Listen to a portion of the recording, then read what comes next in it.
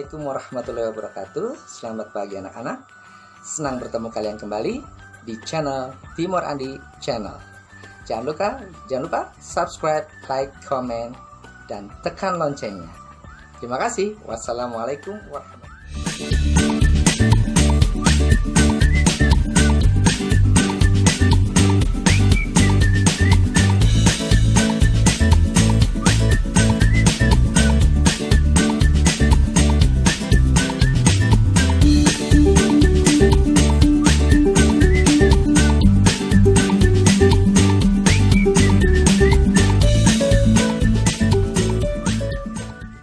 Assalamualaikum warahmatullahi wabarakatuh. Selamat pagi anak-anak. Apa kabar semuanya? Semoga semua dalam keadaan sehat selalu. Hari ini Bapak akan mengajak kalian belajar bersama kembali dari rumah saja melalui tayangan YouTube di channel Timur Andi Channel. Mata pelajaran yang akan kita bahas hari ini adalah tema 7, peristiwa dalam kehidupan, subtema 1, pembelajaran yang pertama. Baiklah anak-anak, sebelum belajar, mari kita berdoa terlebih dahulu. Berdoa dimulai. Selesai. Sudahkah kalian menyiapkan buku catatan dan alat tulis? Apabila sudah, perhatikan, catat, dan pelajari materi yang Bapak berikan hari ini. Sebelum belajar, Bapak akan memberikan beberapa pertanyaan buat kalian. Pertanyaan pertama, apa latar belakang bangsa Eropa datang ke Indonesia dan menjajah? Yang kedua, apakah yang dimaksud dengan teks narasi itu? Yang ketiga, tahukah kamu cara membedakan sifat-sifat benda? Ketiga pertanyaan tersebut dapat kalian jawab apabila kalian mengikuti pembelajaran dari awal hingga akhir. Nah, adapun tujuan pembelajaran hari ini yang pertama adalah dengan bimbingan guru melalui daring, peserta didik dapat menjelaskan faktor-faktor pendorong bangsa Barat menjelajahi dan menjajah Indonesia dengan benar. Yang kedua, dengan bimbingan guru melalui daring, peserta didik dapat mengidentifikasi teks narasi dengan tepat. Dan yang ketiga, dengan bimbingan guru melalui daring, peserta didik dapat menyebutkan sifat-sifat benda dengan benar. Bagaimana? Sudah siap untuk belajar? Apabila sudah siap, mari kita perhatikan pembelajaran berikut ini. KD 3.4 Ilmu Pengetahuan Sosial. Perhatikan gambar peta berikut. Peta dunia terdiri dari benua Amerika, benua Afrika, benua Asia, benua Australia, dan benua Eropa. Bangsa Eropa menjelajahi samudra pada akhir abad ke-15. Kemana tujuannya? Ya, bangsa Eropa menuju ke bangsa Indonesia karena memiliki kekayaan sumber daya alam dan memiliki rempah-rempah yang sangat bermanfaat buat mereka. Bangsa Eropa yang menjelajah dan menjajah bangsa Indonesia antara lain yang pertama, bangsa Portugis, yang kedua, Spanyol, yang ketiga, ada Belanda, dan yang terakhir adalah Inggris. Keempat bangsa tersebut pernah menjelajah dan ingin menguasai bangsa Indonesia. Kapan mereka datang ke Indonesia dan melalui daerah mana? Mari kita simak berikut ini.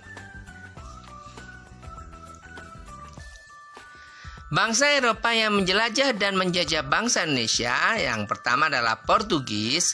Portugis datang ke Indonesia melalui Malaka pada tahun 1511.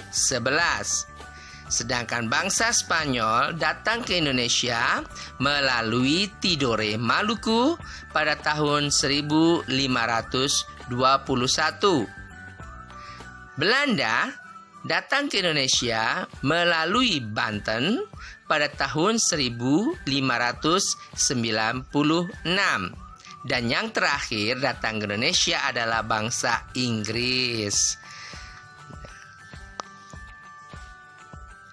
Nah, apa saja sih faktor-faktor pendorong mereka datang menjelajah dan menjajah bangsa Indonesia? Faktor yang pertama adalah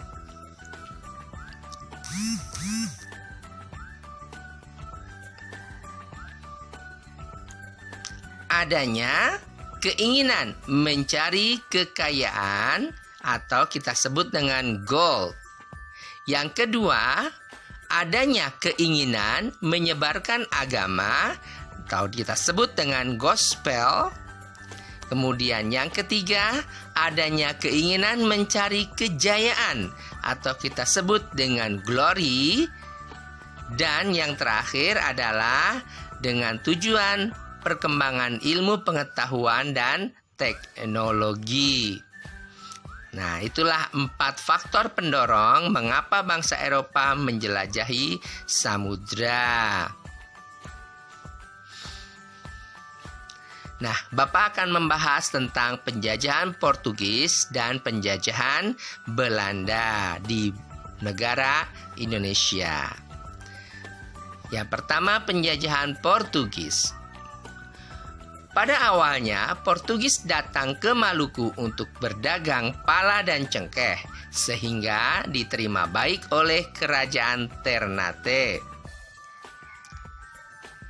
Pada tahun 1522, Portugis membantu kerajaan Ternate mendirikan benteng untuk menghindari serangan dari kerajaan Tidore yang dibantu oleh Spanyol. Spanyol dan Portugis bersaing untuk menguasai perdagangan rempah-rempah di Maluku.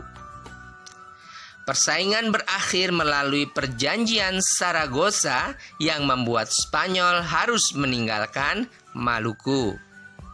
Portugis diusir rakyat Maluku pada tahun 1575 karena Portugis memonopoli perdagangan dan ikut campur urusan kerajaan.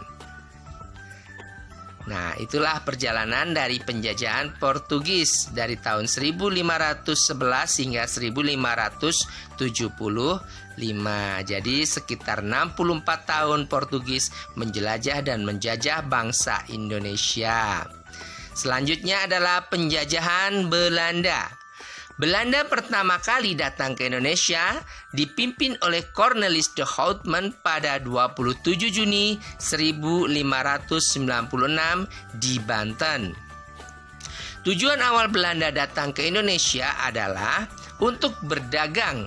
Kemudian tujuan tersebut berubah, ingin menguasai karena keserakahannya. Belanda mendirikan VOC atau Verenigde Oost-Indische Compagnie pada tahun 1602 yang dipimpin langsung oleh Jan Pieterszoon Coen.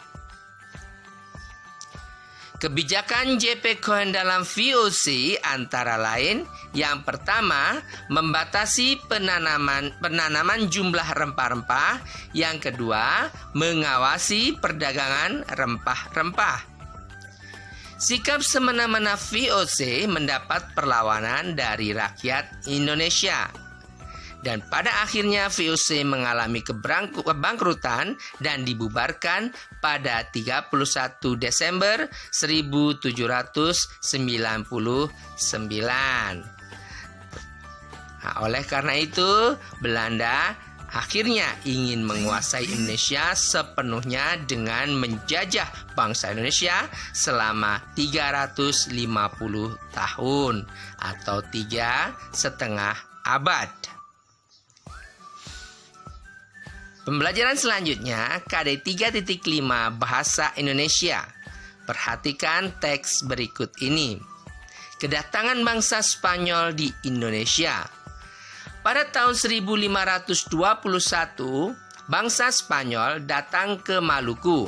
Mereka tiba di Maluku melalui jalur perairan Indonesia. Kedatangan bangsa Spanyol ke Indonesia tersebut bertujuan untuk melakukan perdagangan rempah-rempah. Namun, saat itu Maluku sudah berada di bawah kekuasaan bangsa Portugis. Oleh sebab itu, kedatangan bangsa Spanyol disambut baik oleh rakyat Maluku, khususnya rakyat Tidore. Rakyat Maluku pun memanfaatkan kedatangan bangsa Spanyol untuk membantu mereka melepaskan diri dari bangsa Portugis. Mereka berusaha bekerja sama dengan bangsa Spanyol untuk melawan bangsa Portugis. Sumber dari Kepulauan Rempah-Rempah, Perjalanan Sejarah Maluku Utara 1250 hingga 1950 dengan penyesuaian. Nah, kalian sudah tahu teks tersebut? Termasuk jenis apakah teks tersebut? Ya, teks tersebut dinamakan teks narasi sejarah. Apa sih teks narasi sejarah? Teks narasi sejarah adalah teks yang berisi tentang cerita peristiwa sejarah yang terjadi pada masa lampau. Teks narasi sejarah disampaikan berdasarkan fakta atau kenyataan yang sudah terjadi dengan urutan-urutan cerita dari awal hingga akhir. Untuk mengetahui seluruh informasi peristiwa sejarah, kamu dapat mencermati dan menggali isi teks dengan menjawab pertanyaan-pertanyaan yang disajikan. Sudah paham tentang teks narasi sejarah, anak-anak? Kita ulang, apa teks narasi sejarah?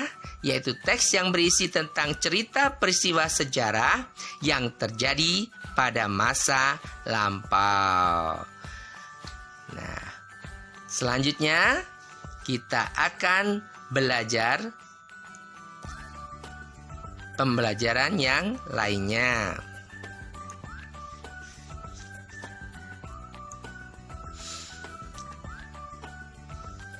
KD 3.7 Ilmu Pengetahuan Alam.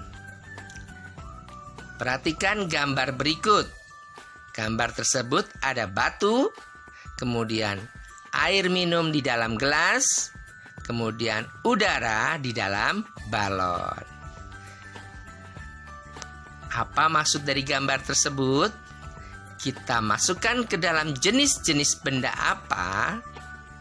Yang pertama, batu merupakan jenis benda padat. Kemudian air minum merupakan jenis benda cair.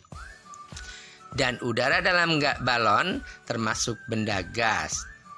Kita ketahui bahwa jenis-jenis benda di dunia ini ada 3, yaitu benda padat, benda cair, dan benda gas. Bagaimana cara mengetahui sifat-sifat benda tersebut? Mari kita ikuti pembelajaran berikut ini, dimulai dari sifat benda padat. Perhatikan gambar di samping, yaitu gambar batu. Batu merupakan benda padat. Apa sifatnya? Yang pertama, memiliki bentuk dan volume yang tetap. Yang kedua, zat penyusunnya sangat rapat. Yang ketiga, dapat dipegang dan dapat juga dilihat. Yang keempat, tidak mengikuti bentuk dan wadahnya. Nah, apa saja sih contoh-contoh benda padat tersebut? Yang pertama adalah pensil, batu, kemudian ada kayu, ada kaca, dan tentu saja masih banyak benda-benda padat yang lainnya di dalam kehidupan ini. Kemudian sifat benda cair. Yang pertama, memiliki bentuk yang berubah-ubah sesuai wadahnya. Jadi apabila diletakkan dalam botol akan menyerupai botol, kemudian diletakkan dalam gayung akan menyerupai dengan bentuk gayung, dan diletakkan di dalam gelas akan menyerupai bentuk gelasnya. Kemudian sifat yang kedua adalah mengalir dari tempat tinggi ke tempat yang lebih rendah. Sifat yang ketiga adalah menekan ke segala arah. Sifat yang keempat adalah dapat meresap melalui celah-celah kecil atau bisa kita sebut dengan merembes, ya. Apa sih contoh bendanya? Yang pertama adalah air, kemudian sirup, susu, minyak, dan masih banyak yang lainnya. Selanjutnya kita akan membahas tentang sifat benda gas. Yang pertama, memiliki bentuk yang tidak tetap. 2. Mengisi seluruh ruang yang ditempatinya. Yang ketiga, menekan ke segala arah. Dan yang keempat, mengisi wadahnya. Yang terakhir, zat penyusunya sangat berjauhan. Nah, apa saja sih contoh bendanya? Yang pertama adalah oksigen, yang kedua uap air, kemudian ada aroma masakan, dan wangi-wangian atau pewangi. Nah, dan tentu saja masih banyak benda-benda gas lainnya yang ada dalam kehidupan kita. Baiklah anak-anak, bagaimana sudah mempelajari sifat-sifat benda hari ini? Kalau belum paham, kalian bisa ulangi kembali pembelajaran dari awal hingga akhir. Dan terima kasih telah mengikuti pembelajaran hari ini. Jangan lupa subscribe, like, and comment di channel YouTube Timur Andi Channel. Bapak tutup. Wassalamualaikum.